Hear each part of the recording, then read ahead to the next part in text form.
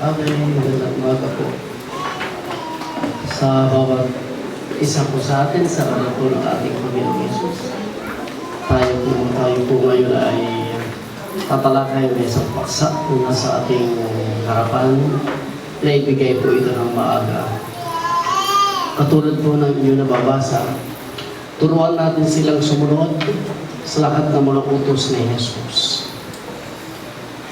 At ang ating maging text po dyan ay ang aklat ng Matthew 28, verse 19, number 19 and number 20.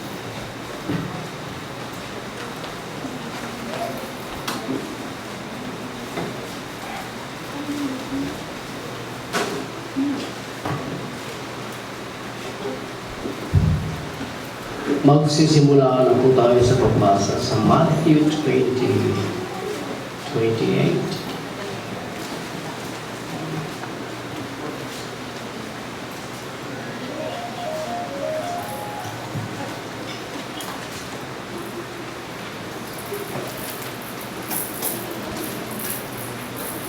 Number 19 po tayo, verse 19. Go ye therefore and teach all nations, baptizing them in the name of the Father and of the Son and of the Holy Ghost. Number 20, verse 20, teaching them to observe all things whatsoever I have commanded you. And lo, I am with you always, even to the end of the world. Yung binasa po natin, dalawang verses, salita po ito ng ating Panginoong Yesus sa mga apostol.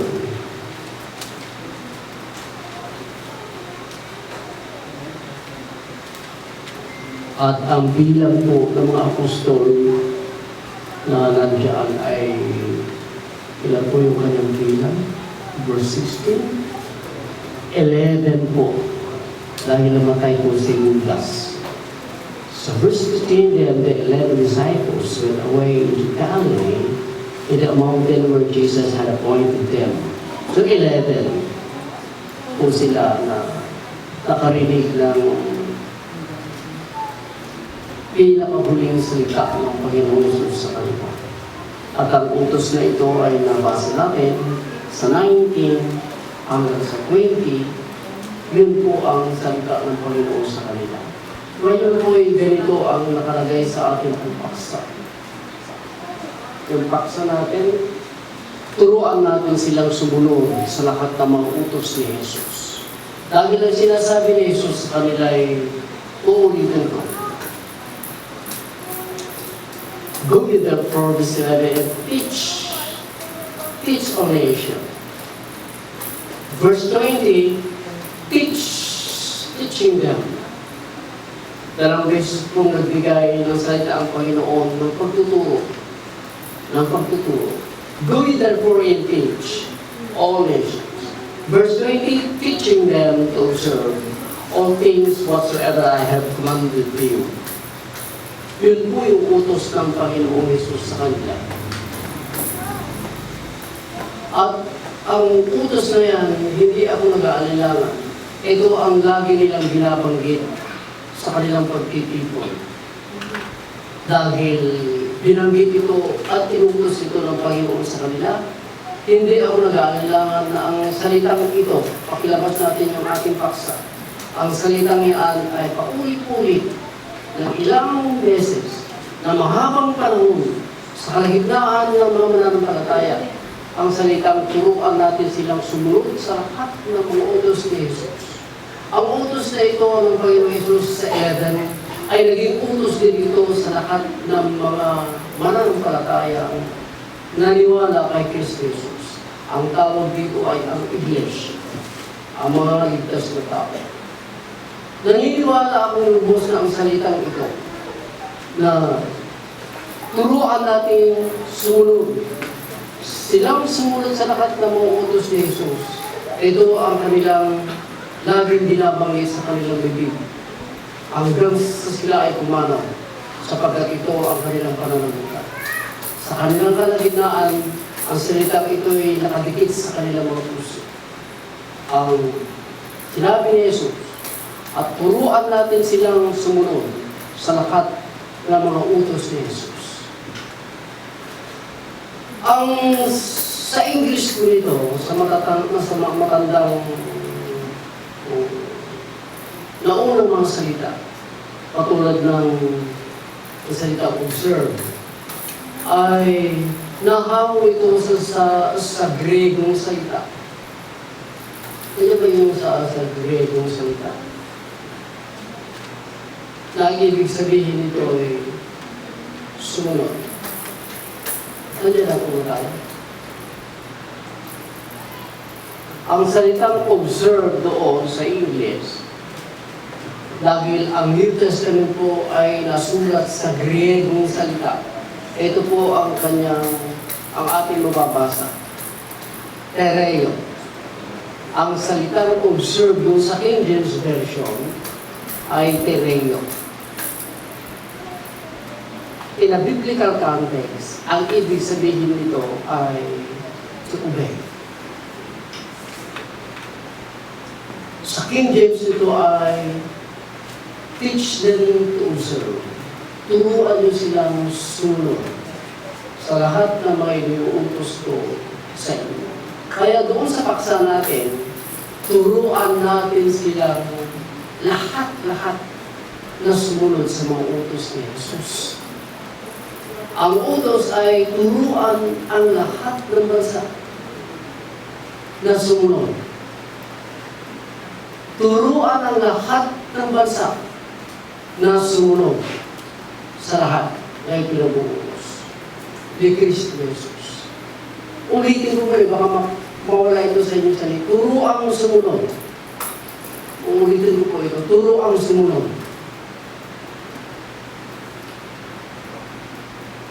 Yan ang sinasabi ni Jesus. Dahil maraming mga tao na gustong matupad ang salita ng Diyos. Marami ang gustong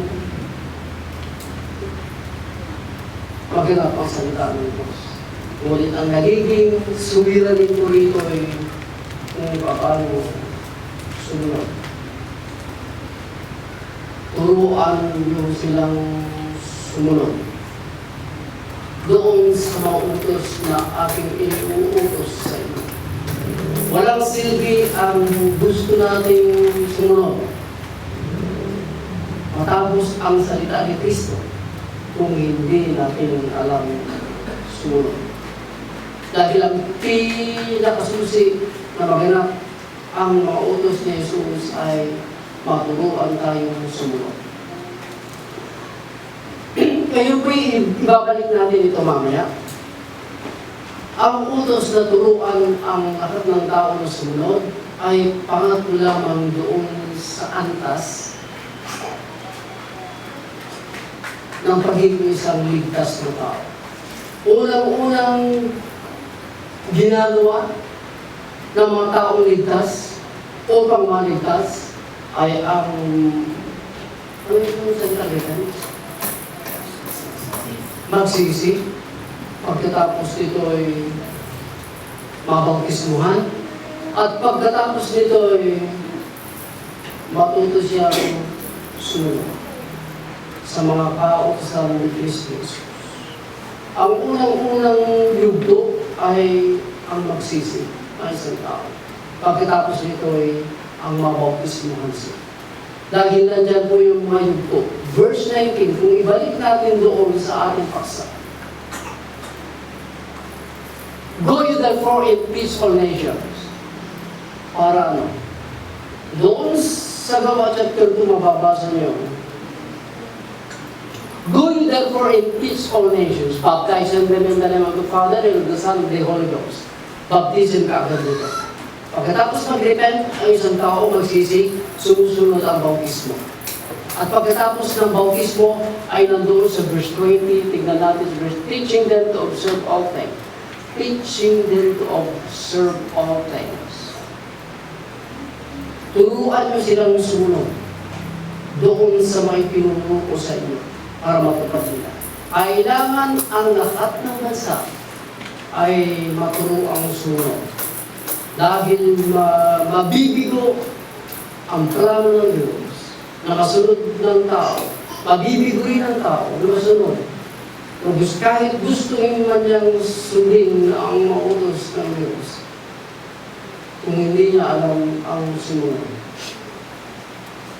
walang mangyayari. At babalikan po natin ko ito, brother. Titignan natin kung kailan na ang misyong ito na nasa balikat ng mga apostol at ng iglesia. Kung kailan ito binalikat ng mga mananampalataya sa ilalim ng pamumuno ng mga apostol. Ang pananagutan ito na binigay ng Diyos sa mga apostol at sa buong iglesia ay pagkatapos ng si Jesus ay muling nabuhay na muli bago ito magyat sa langit.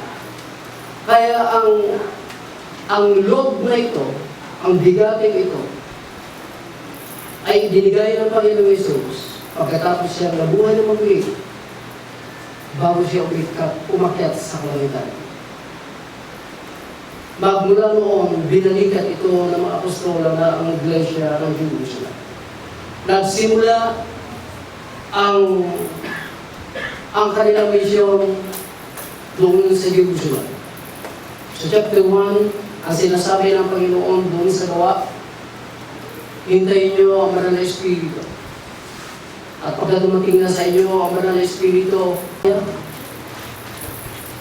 at hanggang doon sa dulo ng buong daigdig, para sabihin ang pagkabuhay ng muli ng Panginoong Jesus. Nagsimula ang pananagutan ito sa gawa. Nagsimula sa siyudad ng Jerusalem.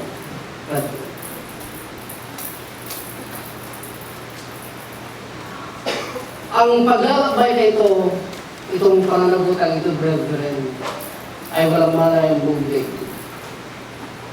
Ulitin ko. Nung pinagmasdan ko ang salitang ito at ang mga steps ng mga apostol nung dinadala nila ang pananagutan ito ay makikita mo walang malay ang buong daigdig. Doon sa utos na turuan natin silang lahat kasunod. Turuan natin silang lahat kasunod. Ay walang malay ang buong daigdig sa kampanya ito na ginagawa ng mga apostol. Kung paano ang napakaraming bahagi ng buong daigdig na walang malay na humakakbang ng pananagutan ito, ang mga apostol ng Iglesia ng Jerusalem, sila ang may kung malinaw na pananaw ng dito. Gaano ang buong daigdig ay walang malay, sila ay mayroong pagkamalay sa bagay nito, sapagkat sila ang binigyan ng Diyos ng pananagutan nito.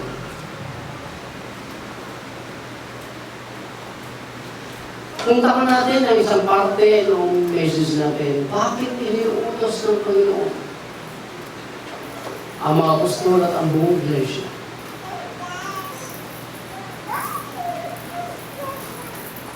Naturuan sumunod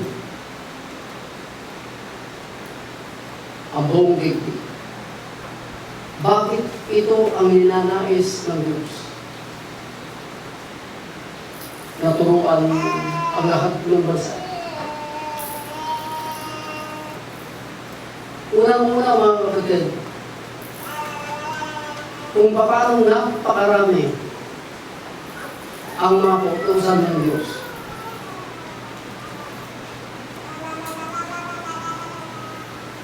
Kung paano dapat matapos na sundin ang mga ito.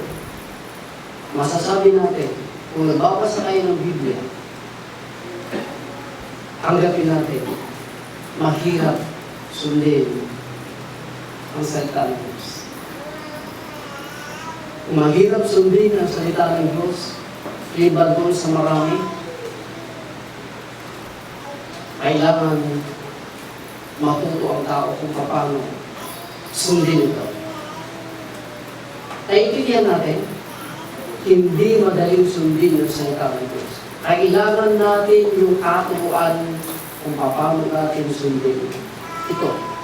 Parang nabubulungan ako, Pastor. Ganito lang, para tayo hindi magulungan. Sino sa inyo ang nagbibigay? Alam ko na kayo ay nagbibigay. Ngunit tignan natin ang katuruan ng pagbibigay para mapuntahan po natin. Halimbawa, ang pagbibigay, kung nagbibigay kayo, maaaring mabigo kayo yan sa harapan ng Diyos. Maraming taong nagbibigay, ngunit hindi nila alam kung paano magbigay. Nung dumating ang pagkakataon na ang Iglesia sa Jerusalem ay bumagsak sa finansya, tama ba tayo? Nangailangan sila ng tulong sa mga kapatid na maghingkid sa mga bansa na malapit sa bansang Israel. Ay nagbigay ng utos ito si Pablo sa mga hindi na magbigay ang mga hindi sa mga mananampalataya doon sa Jerusalem, sa bansang Israel. Ngunit hindi ito madali dahil tinuruan sila ni Pablo na magbigay bago na sila ay nagbigay. Unang-unang katuruan para maging ganap ang pagbibigay. Ang sinasabi ng Apostol Pablo ay magbigay ka ng buong saya. Nakuha niya ito, hindi lamang yung kayo ay nagbibigay. Kundi ang sinasabi ng Apostol Pablo sa chapter 9 ay gustong-gusto ng Diyos na magbigay ng buong saya. Tama ba? Yun ang katuruan doon sa pagbibigay. Pagkatapos nito yung sinasabi niya sa 2 Corinthians chapter 9 na kailangan magbigay isang tao ayon sa nasa kanya. Tama? Yun ang mga katuruan para makapagbigay. Magbigay ka ayon doon sa nasa iyo. Hindi ka pwede magbigay doon sa hindi nasa iyo. At kung nasa iyo, kailangan magbigay ka doon sa nasa iyo. Kung minsan nagbibigay tayo na parang wala sa akin. Nakuha niya ako. Nakapabibigay tayo hindi doon sa nasa atin, kundi nagbibigay tayo doon sa wala sa atin. Pero sinasabi ng Apostol Pablo, magbigay tayo ayon doon sa nasa atin. Kung minsan talaga, kung nagbigay ka, parang wala ka, pero meron ka. Nakuha niyo ito? Ito yung katuruan sa pagbibigay. At ang sinasabi niya, pagdating sa chapter 8 ng 2 Corinthians, pag nagbigay ka, ready ang iyong kaisipan. Ready ang iyong puso. Maraming nagbibigay, hindi ready. Nagbibigay lang. Pero may katuruan ng giving. Para hindi mawalan sa isa ng ating pagbibigay. Ano ba ang magiging halimbawa? May katuruan tayong darating ang 1,000 taon kung saan magkakari si Jesus. 1,000 taon. Ito ang hinihintay ng mga Hudyo, higit sa lahat. Ngunit, tinuruan ni Jesus si Nicodemus, except a man be born again, he cannot see, he cannot enter into the kingdom of heaven. Ano ang katuruan dito para makapasok pa sa karya ng langit? Kailangan isilan ng muli ang banal na Espiritu. Ang pinakahuli nito ay nasa verse 16. Kung sasampalatayanan mo ang anak, magkakaroon ka ng buhay ng mga hanggang Diyos. Kung hindi mo sasampalatayanan ng anak, ang kapahamakan ay nasa taong hindi sumasampalataya. Sapagkat ang pagpasok sa harian ng langit ay ang sampalatayanan si Jesus. Ang sinasabi niya ay ganito na lamang pagsinta ng Diyos sa sinibutan, ibinigay niya ang kanyang bugtong na anak upang ang sino sumampalataya. Ano yun? Magkaroon ng buhay na walang hanggan.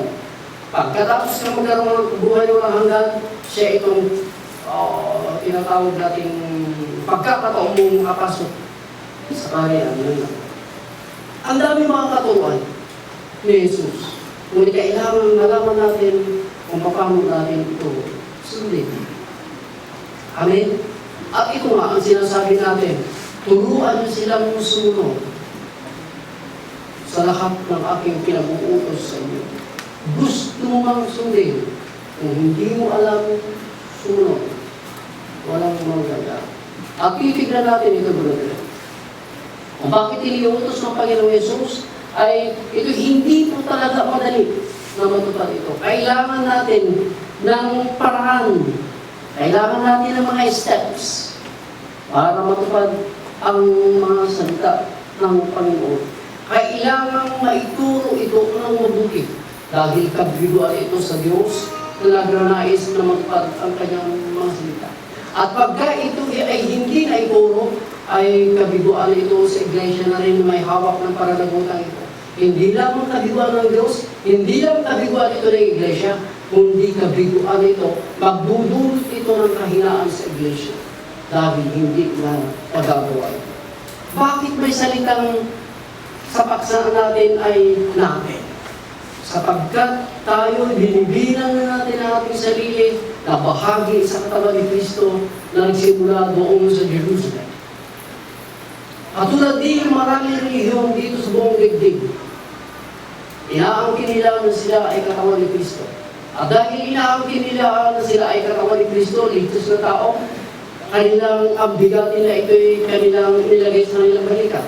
At inihahakbang nila ito ng unti-unti. Ang ituro na sumunod ang mga tao para matupad ang mga salita ni Kristo Jesus. Dahil pagka hindi ito nagawa ng iglesia sa pamumuno ng mga leaders ngayon, ay kahinaan ito ng mga mananampalataya. Kaya ang dahilan kung bakit iniutos ni Jesus ito.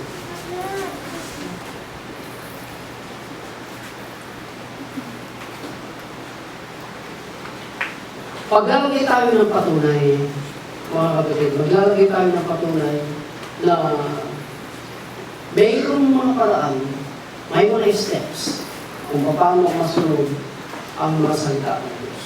Maglalagay tayo ng mga patutuo sa banal na kasulatan na mayroong pala na mga paraan, mayroong parang mga steps para matupad ang salita ng Panginoon. Dahil ang sinasabi ni Jesus, sumayo kayo sa buong daigdig. Turuan niyo ang lahat ng bansa. Verse 20, turuan niyo silang sumunod sa aking mga utos. Gustuhin man ng tao, hindi ito mangyayari. Dahil wala ito sa tama paraan para masunod ang salita ng Panginoong Jesus. Patunayan po natin na may sapat at tamang paraan na matupad ang mga katuruan ng Panginoon Jesus.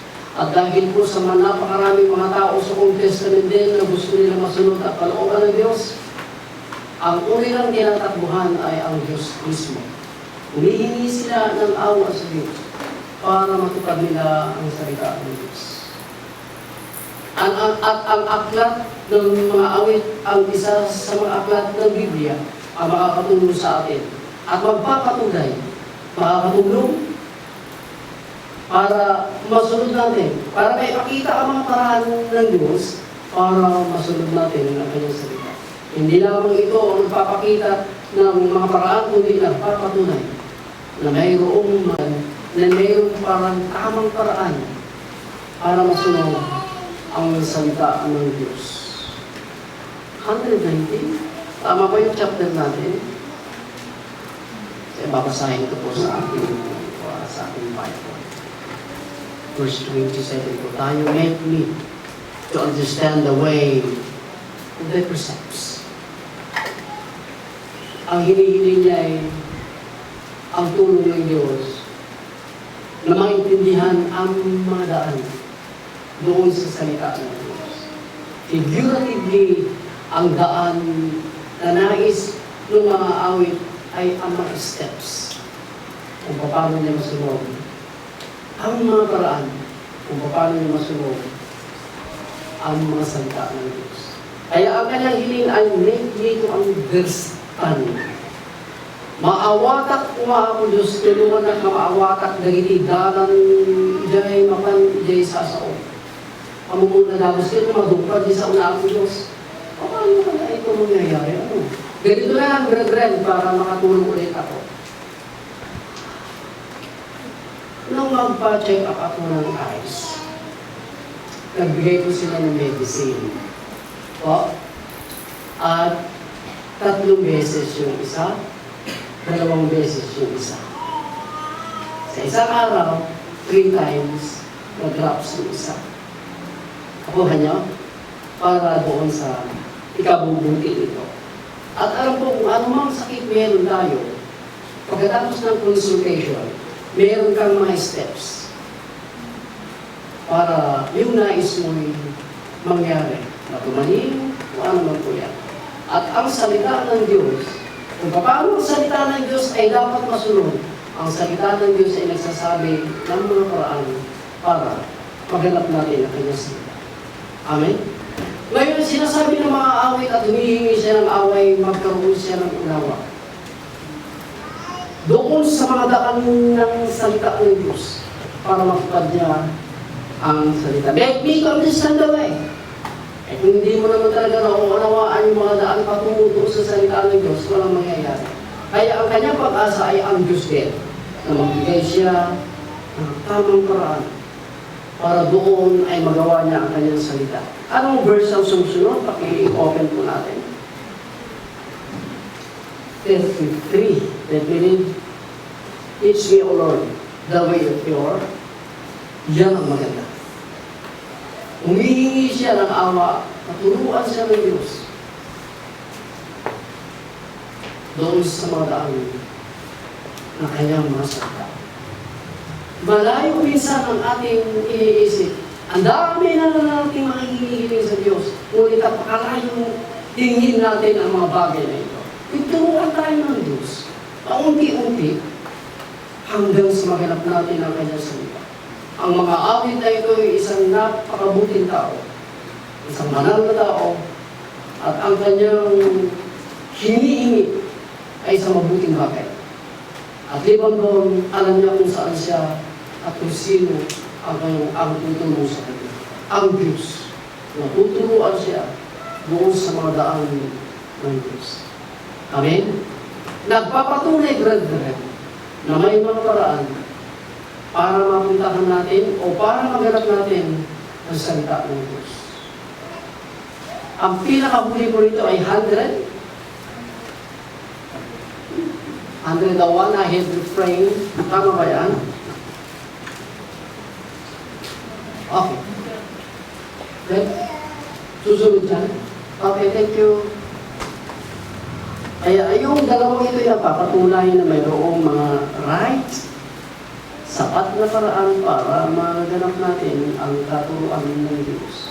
Kaya ang utos ay tama naman na turuan natin sila na sumunod sa mga utos ng Diyos. Magbibigay na rin po tayo kung ano ang ituturo natin paraan o steps, kung ano ang ituturo natin paraan o steps para masunod na mga tao ang mga utos ng Diyos. Ang sasabihin natin sa kanila ay pinakailangan nilang ganito ang kanilang gagawin para hindi sila mabigo. Doon sa mga sinasabi ni Jesus, kailangan maganap nila. Kailangan masabi natin ang mga bagay na ito. Ang sinasabi ng mga awit, I have inclined my heart to perform the statutes. All right. Hanggang doon. Sa pinakahuli. Magpakailanman, even unto the end. Ano ito yung sinasabi ng mga awit? Ang kanyang puso ay bukas sa salita ng Diyos. Ready ang puso ng mga awit. Nakapastes po tayo. Tama ba? Yes. I have been trying. Nakasentro ang kanyang puso sa salita ng Diyos. Pagka itong bagay na ito ay may tuturo natin, ako at kayo ang magtuturo. Ang Light of Truth Ministry ay katawan ni Kristo na siya ang bumabalikat sa bigating ito. Dapat lumabas sa atin at sabihin natin sa kanila na kailangan kung gusto nilang ang salita ng Diyos ay masunod nila ng buong sikap, kailangan nila ng pusong handa, pusong mapagpakumbaga para masunod nila ang salita ng Diyos. Kung hindi handa ang ating puso sa kanyang salita, kung sila ay hindi handa sa salita ng Diyos, sa kanilang puso, hindi handa, hindi mangyayari yung gusto nila, hindi mangyayari ang gusto ng Diyos. Kung halimbawa, kung tayo ay pupunta dito ay hindi naman talaga ang pakay natin, itong puso ito ay close, nakasara ito sa salita ng Diyos, hindi mangyayari yung gusto ng Diyos. Dahil wala namang mangyayari na gusto natin. Pagka-close ito, wala siyang tangka kung sundin ang salita ng Diyos, walang mangyayari dyan. Walang changes sa buhay.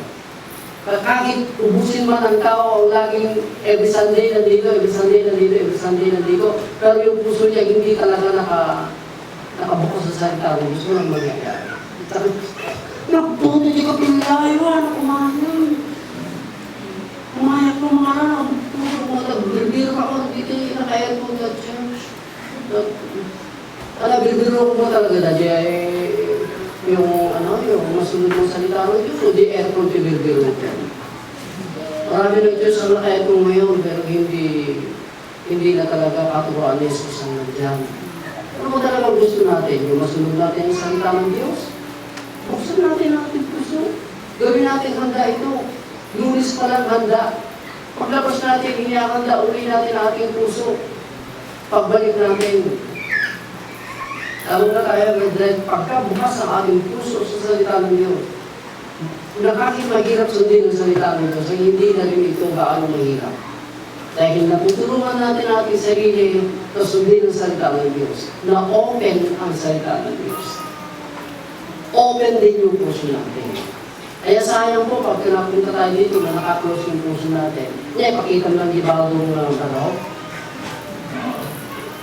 Kasi lang, Domingo dapat makita dahil kasi lang, pero yung puso mo na wala namang kamang sundin ang salita ng Diyos. Ang gawin tayo lang na. Kasi mabanduga ko dito yung katak na. Ito pa rin yung open mood ko hindi, alam ko yung Bariana. Ang sinasabi ng mga awit, yung puso mo talagang nakatuon sa iyong salita. Turahin mo ang gawin sa Diyos na yun. Ang sabong lalamisan mo natin. Basta naka-open yung heart natin sa salita ng Diyos. Wala nang rason pa. Amen? Na, mapahanap yung ganun. May kakapiyaw. Amen. Natutudot aja pa pa lang. Pati daman ang inigay, ipuyot ng tumala, yung pudo. Isagsagalan ka, magbalin na sanayan. May kakadaduming ko ito, kakadaduming ko na puyot na ito.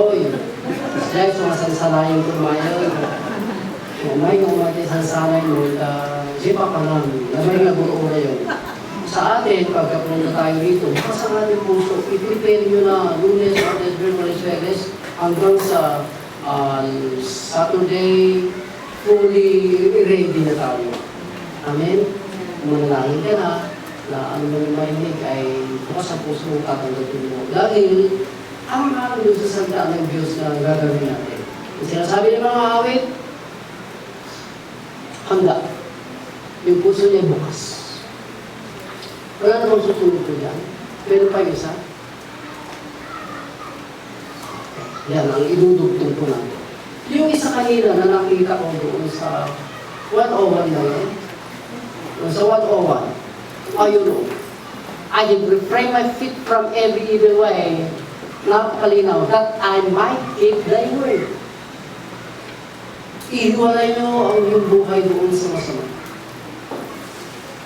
Kung paano ginawa ng mga awit na inihiwalay niya ang kanyang paa doon sa mga kasamaan, ay gagawin natin ito, ituturo natin ito sa kanila na kailangan ng bawat isa. Kung gusto ng bawat isa na sundin ang salita ng Diyos, yung kalooban ng Diyos ay masusunod nila ng hindi gaano mahirap. Ang sinasabi ng mga awit, kailangan ang isang tao ihiwala niya ang kanyang buhay sa kasamaan. Isipin natin kung ang ginagawa natin ay masama. Isipin natin kung itong parteng ito ay mabuti. At dito natin ilalagay ang ating sarili. Ilayo natin ang ating sarili doon sa English, sinasabi natin na pag-aralan natin, pinag-isipan natin na ito pala ay hindi mabuti. Ihiwalay natin ang ating buhay. Alang-alang doon na sinasabi ng mga awit para masunod niya ang salita ng Diyos. May part po tayo, huwag mo kalimutan. Kung paano iniyakaya ng Diyos ang mga perfect na kalooban niya ay ang part natin. Ang ito na ginagawa ng mga matutuwid na nakunoon ay inilalayo nila ang kanilang mga sarili buong sa mga kasamaan. Evil ways. Salamat. Ngayon po, brethren,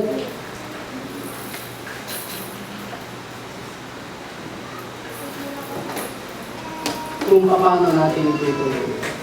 Kung mapanggit na natin ang mga simpleng paraan kung paano masunod ng mga tao ang katuruan ng Panginoon Yesus, katulad mo, ilayo po ninyo ang buhay nyo doon sa kasamahan, mga evil ways, at ibang doon ay maging handa sana ang puso natin sa salita ng Diyos para doon sa hindi mahirap na pagsunod.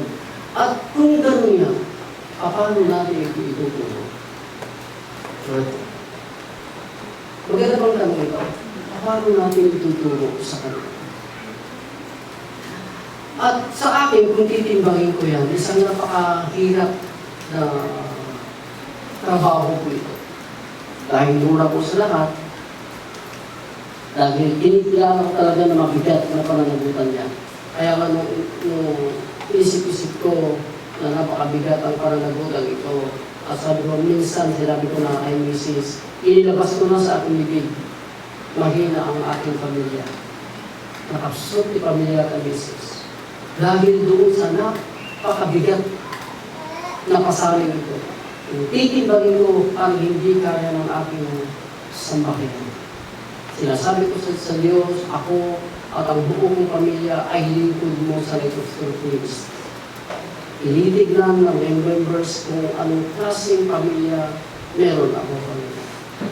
At itong pamilyang ito, lingkod mo ito sa Light of Truth. At kung ititignan mo yung mga pananagutan ito, ay mahina ang mga pamilya. Kailangan sabi ko sa Diyos, strengthen my house, my Lord. Palakasin mo ang aking sambahayan. Dahil ang dalahin ay napakalimutan.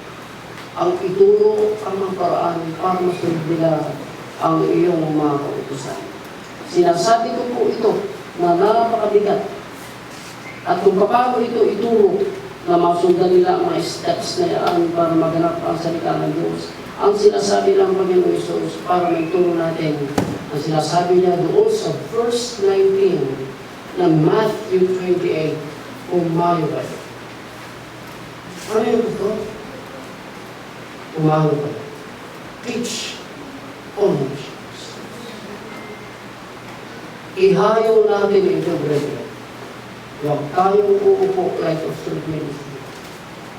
Para maganap ang utos na ito ng Panginoon na maturuan natin ang mga tao, lumabas tayo. Dahil ito ang utos. Umayo kayo.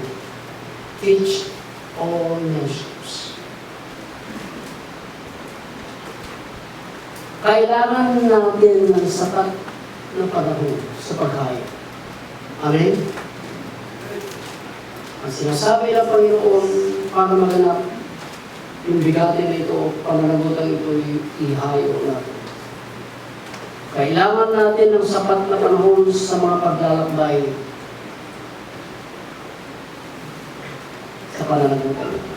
Maglalakbay tayo like of truth. Maaari sa paglalakbay ay uubos tayo ng mga panahon. 3 araw, 4 na araw, buwan, kung kinakailangan ng mga taon, uubos tayo.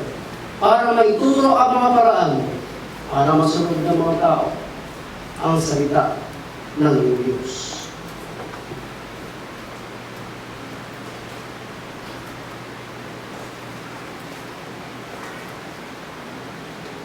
ang mga paglalakbay na ito yung na kinakailangan ay katulad ng ginagawa natin brethren. Naglalakbay din po tayo.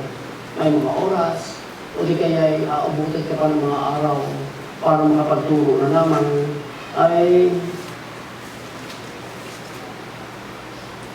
minsan talagang sa paglalakbay na ito, matupad lamang ay iniiwan talaga natin ang ating mga pamilya. Iniiwanan ang mga sa buhay. Ibang doon sa iniiwanan natin ang ating mga sa buhay, yung material, yung finansyal na pag-aari ng ating mga sa buhay ay dinadala natin. Akong tarong, iniiwan mong pamilya, walang pagkain. Isang napakahirap na paglalakbay. Kinakailangan natin minsan talaga ang finansyal. At binububulan natin yan yung paglalakbay na yan. Nagpupunsyon din tayo ng mga lakas. Kung paglalakbay ang pag-uusapan, lakas ay ating ginagamit. Ginagamitan din natin ito ng mga panahon. Kung mararami. At sa mga paglalakbay katulad ni Apostol Pablo, ay nalalagay din tayo sa pangalan. Dahil ang ating pinupuntaan ay hindi kumbiniyente lugar sa mga paglalakbay na ito. Ngunit kailangan nating ilakbay ang ituro, ang tamang paraan para masunod ang kalooban ng Diyos. Ang malagay tayo sa pangalan. May mga pagkakataon din po na napapahiya tayo sa mga paglalakbay na ito. At meron ding pagkakataon talaga na nabibigo tayo sa mga paglalakbay na ito para may turo lamang ang paraan, may steps na tama para masunod ng mga tao ang salita ng Diyos. Kaya yung pinakahuling biyahe namin patungo ang iba yung salita ng tao sa akin yung isang huli. Hindi matalas yung kanyang pananalita. At hinayaan ko na lamang siya ang magsalita ng gano'n. At hindi ko naman pinakilala ako ay isang lingkod ng Diyos. Pero iba yung kanyang timplado. Pero nanahimik lang ako dahil hindi pang good tayo ko lang. Kung matuto ang tao doon sa maktang, minsan talagang napapahiya tayo sa mga paglalakbay na ito para ituro ang masunod ang mga tao ang tamang paraan para mapagtagumpayan nila ang nais ng Diyos. Masasabi ko pong hindi madali na ituro ito dahil unang-una, brethren, kailangan ito ng kabihasakan. Ano yung kabihasakan? Yung bihasakan. Yung ikaw ay may kakayanan, eksperto ka. Bakit kailangan, Pastor? Sapagkat ito ay teaching ng Diyos. Sa mga guro po ito, hindi madali ang magturo. Hindi lang yung magturo. Ang hirap tapusin ang teaching. Ang hirap yung karera ito. Kung ikaw ay maging isang guro. Ang trabahong pagtuturo na sinasabi ng Panginoon Jesus ay mas lalo mahirap kaysa sa sikular. Kapag ito ay spiritual. Masasabi ko napakahirap ang pananagutan ito na ituro ang mga paraan para maganap ang isang tao ang salita ng Diyos. Kailangan lang ikaw ay bihasa sa pagtuturo ng salita ng Diyos at libang doon ay ituro mo kung paraan, ang tamang paraan para masunod ng mga tao. Hindi madali ang magturo sa tao, lalo na pagka ang salita ng Diyos ang nakasalalay mo. Amen? Sinasabi nga naman na nakasulatan, kasahin natin ang Colossians chapter 1, ang pinaka-uli na ating pagbabasahin. Yes. O may Kristo, si Kristo ay aming pinapahayag. Si Kristo ang aming pinapahayag. Nagwa-warning kami sa lahat ng mga tao.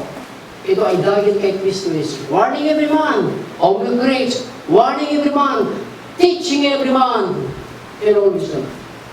Hindi nagtuturo ang mga agad ng kalingan na wala silang tamang paraan. Sa teaching ministry ay may mga paraan. Para ang isang estudyante ay matuto ng mas mainam. Mas mabilis. Parado. At ang sinasabi ng Apostol Pablo ay nagtuturo kami ng buong gusa. Every man in all wisdom.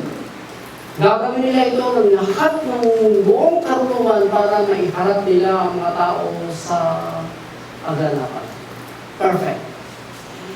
That we represent every man perfect in Jesus Christ, may perfect na tao. Ang layunin kung bakit kailangan ituro natin ang mga paraan na ito para maghanap nila ang katuwaan ni Kristo Jesus ay ang bawat isang maging ganap. Pagka hindi ikaw naging ganap,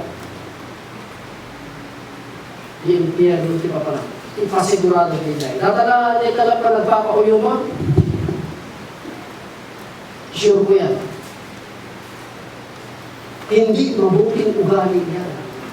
Hindi mo magaganap ang kalungan ng diyan na talagang kagpauyo o ubusin mo yung panahon mo sa pagpapauyo. Narinig yung message natin last na maikli lang ang buhay. Pero ang maikling buhay na ito ay ginugugo lamang sa pagpapauyo. 17 years old, natutong magpauyo. Ang hingga natatang papauyo. Mga taon na tao, ang magpapauyo. Yung sensitive ka, pagka-sensitive ka talaga ay mahirap ang turuan. Pagka-sensitive ka, yung nakakasalit ka, ipasigurado ka nyo. Nagrigat mo, sunutaw mo. Dali sa una ako Diyos. At ito naman, baybayan nyo, nagita talang na kaya, kababakil na sensitive ka na kita, kagadulaki di nga. Bakit mo yung lakay mo hindi? Pambarbo mo na natin na lakay mo? Hindi na... Kaya mo, tayo na makasensitive mo. Hindi, kagadulaki. Hindi ang totoo.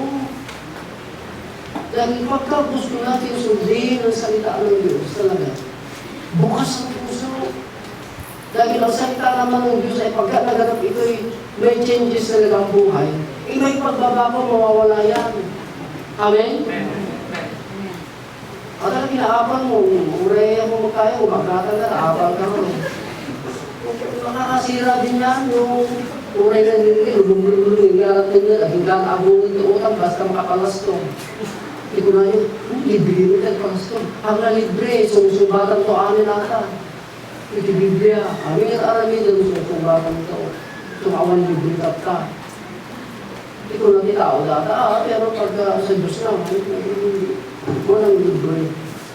Pananagutan lahat. Kaya naman po, brethren, ang pasalang ito para sa akin ay napakabigat dahil pagtuturo. Ang hirap. Ngunit kailangan gawin ito. Sinasabi ko, kailangan na ang iglesia ay may sapat na kakayanan na ituro ang mga ito sa kanyang kapwa-tao. Kaya naman po, pag diloob ng Diyos, araw po ng Wednesday, babalik po ako doon sa Mactan, Barrio Uliray, sa bayan ng Lacar, sa probinsya ng Quezon. Pagkatapos nila nagsisi, pagkatapos po sila mabautismohan doon, ang susunod, sasabihin natin ang mga steps na ito para masunod nila ang salita ng Diyos. Sabi na Diyos sa malakas ako, sa mga sumisis, dadalhin namin ang simpleng paraan na ito para makakatulong sa kanila. Doon. Brethren, umayo tayo. Amin, ang paghayo ko ay paghayo ninyo. Ang aking paglabas ay paglabas natin lahat. Ang gagawin natin, brethren, ay yung maliit na pwersa natin. Ano na, ang paglalakbay na ito, hindi mo maiwasan ang financial ay gagamitin natin. Yung maliit na pwersa natin sa financial, kahit unti-unti matatapos po natin. Huwag yung kalimutan. Yung ginugugol yung lakas sa mga financial na yan, ay mapapakinabangan ng mga tao doon. Yung pinagpupuyatan ninyo yung financial na yan at ginagamitan nyo ng karunungan, magbubunga doon ng napakaraming mga pagsunod. Dahil ituturo natin ang mga simpleng bagay para masunod po nila ito. Kaya ano nyo, brethren, na tayo ang magiging unang-unang tungkod nila sa panahon na mahihina pa sila sa spiritual. Ayaw natin tayo ang magiging tungkod nila habang ipapalakas sila. At tayo yung ilaw nila doon sa mga hindi pa nila naaaninag ng mga kalooban ng Diyos. Tayo noon. Kaya magsikap po tayo. Hindi pa buo ang kanilang pag-asa. Ngunit kung paano ang Diyos ang naging pag-asa natin at lakas, ito'y papakita natin na ang lakas na ito ay walang iba kundi ang Diyos. Amen? Kaya may pagsisikap ang bawat isa, like ang ministry, ahayo buhay tayo. Para sabihin sa kanila, ang paraan, ang mga utos ng Diyos ay dapat nilang matupad ng buong sikap. Let us pray. Sa iyo po, O Diyos, ang pasasalamat. Sa iyo po, O Diyos, ang papuri. Ikaw po ang lumikha sa amin. Nakangit alam mo po, O Diyos, kung anong klaseng tao ito kami na iyong nilikhain. Ngunit patuloy po, nalabis po ang iyong pagsinta sa amin. Niligtas mo po kami. Pagkatapos mo iligtas, ay binigay mo po kami ng pananagutang banal. At hayaan mo po, O Diyos, na mga pananagutang ito sa amin na ay napakabigat. Ngunit mayroon kang pangako sa amin na sasamahan mo po kami hanggang doon sa dulo. At yan ang aming kasiguraduhan, at yun ang aming kapahingahan, at yan din ang aming lakas na sinasamahan mo po kami sa pananagutang ito. Dadating po namin ang iyong mga utos para masunod po nila ayon mo sa ito. Salamat po sa ngalan ng aming Panginoon Jesus.